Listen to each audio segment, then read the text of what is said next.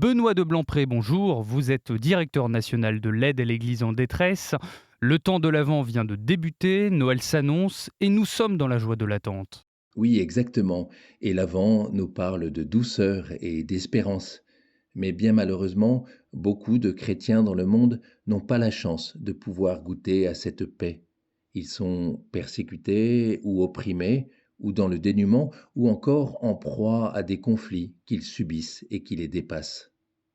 Vous le savez, dans certaines régions d'Afrique, dans certains pays d'Amérique latine, au Moyen-Orient, en Asie et parfois en Europe aussi, vivre librement et en sécurité sa fidélité au Christ n'est pas toujours une évidence. Je vous en partage une triste illustration. Il y a tout juste quelques jours, dans le sud des Philippines, une bombe a été déposée par des islamistes lors d'une messe dominicale. L'explosion a fait 4 morts et plus de 40 fidèles ont été grièvement blessés.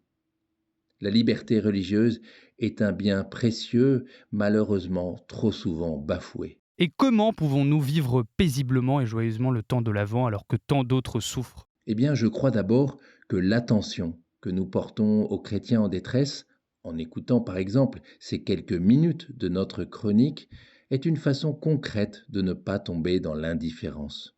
Je le dis souvent et je le redis encore aujourd'hui, la première demande de nos frères et sœurs chrétiens souffrants est de ne pas les oublier. L'oubli est comme une douleur supplémentaire ajoutée à leur peine. Alors, en leur nom, merci de briser le mur de l'ignorance et de tendre l'oreille de votre cœur. Ce que nous pouvons faire ensuite, et dès maintenant, c'est de porter l'Église en détresse dans notre prière. Ah, si vous saviez combien votre prière est agissante.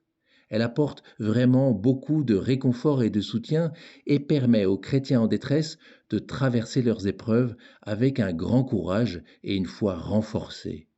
Prions avec ferveur pour eux, juste quelques instants ou plus longtemps si nous le pouvons.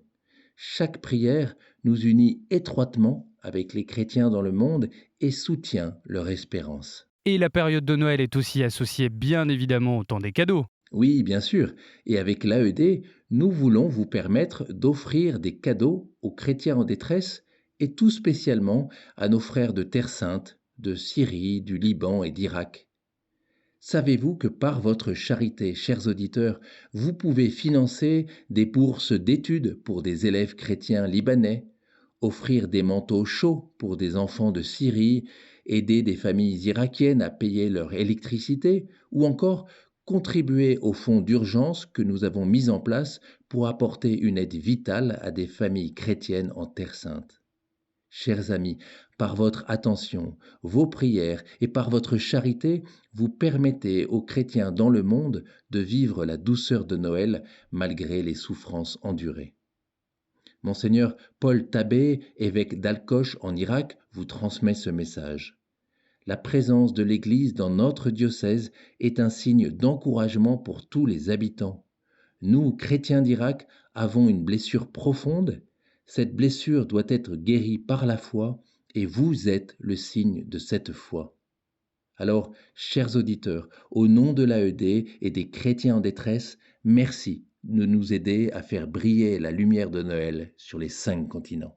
Merci beaucoup Benoît de Blancpré pour votre intervention. Je le rappelle, vous êtes directeur national de l'aide à l'Église en détresse. Très belle journée à vous.